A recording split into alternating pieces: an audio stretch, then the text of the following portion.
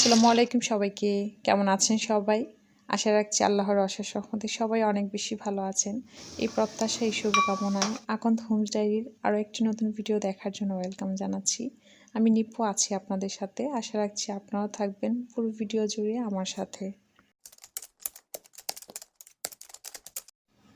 জানি না আমার আজকের ভিডিও আপনাদের কাছে কেমন লাগবে, কারণ ভয়েস ওভার করতে গিয়ে মনে হচ্ছিল আমি কথা বলতে পারছিলাম না।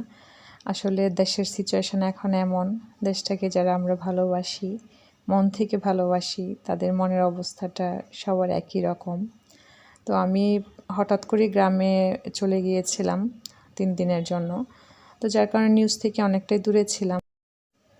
তারপরও দেশের প্রতিদিনকার নিউজ তো সবসময়ের মতো রাখছিলাম।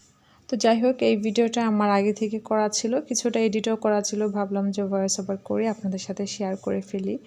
আজকে আপনাদের সাথে আমার মর্নিং কিচেন টাইমটাই শেয়ার করছি। আজকের ভিডিওটা শুরু করেছি সকাল 6টা থেকে। তো ভিডিও শুরুতে আপনাদের সাথে এটাই শেয়ার করছিলাম যে আমার কিচেনের জানালাটাকে কিন্তু রং করে নিয়েছি। আর বারবার মনে হচ্ছিল যে এই জানালা সেই জানালা।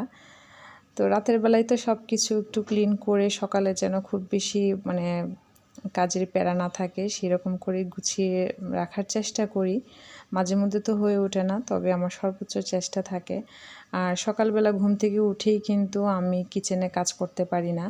দেখা যায় আমার নিজের জন্য ম্যাক্সিমাম না হোক মিনিমাম সময়টুকু হলেও আমি দেওয়ার চেষ্টা করি। থাকে না যে ঘুম থেকে উঠে আমি কিচেনের কাজ শুরু করব, এটা কেন জানি আমি পারি না। আমার যতই অনেকদিন যদি এরকমও হয় যে অনেক বেশি লেটে ঘুম থেকে ওঠা হয়েছে, তারপরেও আগে নিজেকে সময় দিয়ে দেন আমি আমার কাজ শুরু করি। তো আজকের সকালটাও আমার একইভাবে শুরু হয়েছে আলহামদুলিল্লাহ। সকালবেলা নিজেকে সময় দেওয়ার পরেই আমি আমার বেসিক কাজগুলো করে নিচ্ছি।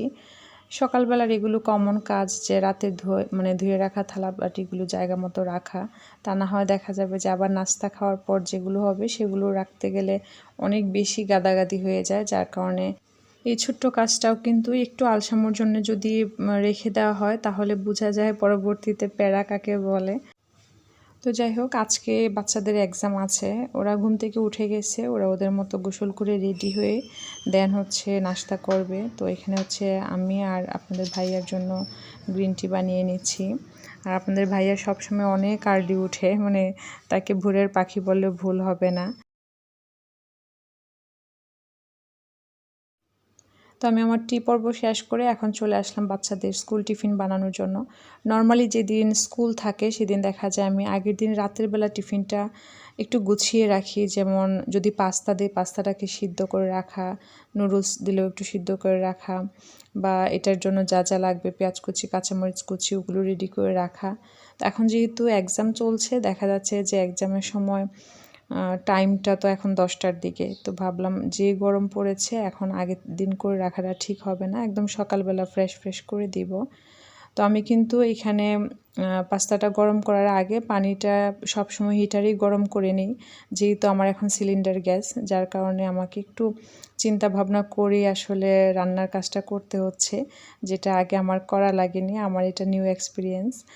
তো আমিও আসলে শিখছি অনেক আপুদের ভিডিও দেখে, যে রাইস কুকার, ইন্ডাকশান ইউজ করে সিলিন্ডার কিভাবে কম লাগে সেইটা আপুরা অনেক সুন্দরভাবে আইডিয়া শেয়ার করেন। তো আমিও হয়তো বা কোনো একটা ভিডিওতে শেয়ার করব, আগে এক্সপিরিয়েন্স হোক দেন। তো পাস্তাটা সিদ্ধ বসিয়ে আমি চলে আসলাম রুমগুলিকে গুছিয়ে নিব। সব দিন হয়ে ওঠে না, কোনো দিন দেখা যায় পেরে উঠি যে বেডগুলো গুছিয়ে দেন বাইরে বের হয়েছি, আবার কোনো দিন দেখা যায় আসার পরে হয়তো বা গুছাই।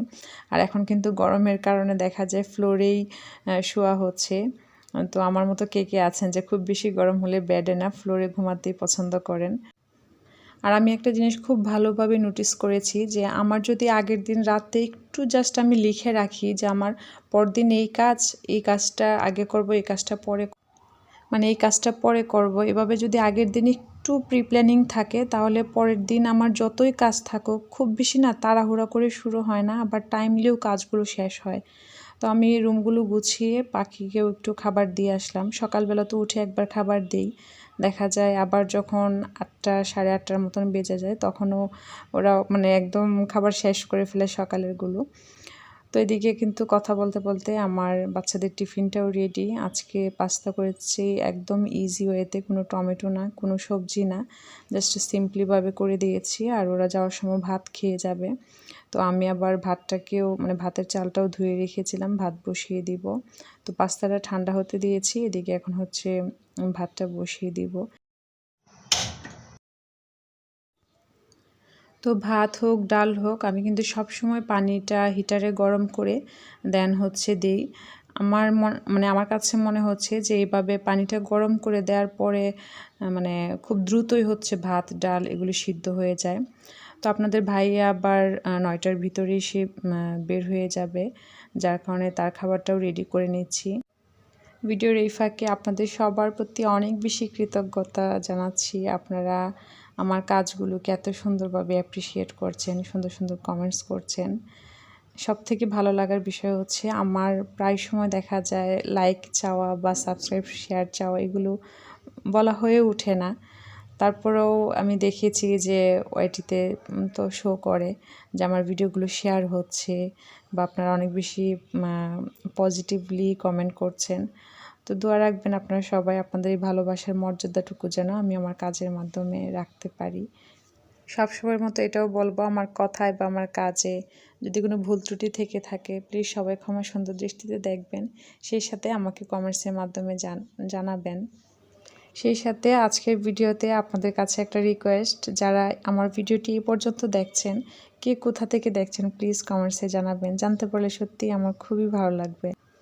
তো যাই হোক, আপনাদের ভাইয়ার খাবারটা টেবিলে দিয়ে আমি ফাউজি বুড়িকে বাকি রেডিটুকুন করিয়ে নিজেও রেডি হয়ে নিব। তো আমার কাছে সবসময় মনে হয় যে প্রতিটা স্কুল গোয়িং মায়েদের সকালবেলাটা মনে হয় এইভাবেই কাটে। তো এই ছিল আমার আজকের ভিডিও। আপনাদের কাছে কেমন লেগেছে প্লিজ কমেন্টস করে জানাবেন। আমার কাজ বা আমার ভিডিও সম্পর্কে যে কোনো মতামতই আপনি চাইলে কমেন্টসে জানাতে পারেন। আজ এই পর্যন্তই। সবাই ভালো থাকবেন, সুস্থ থাকবেন, সবাই সবার জন্য দোয়া রাখবেন। ধন্যবাদ সবাইকে। আল্লাহ হাফেজ। আসসালামু আলাইকুম।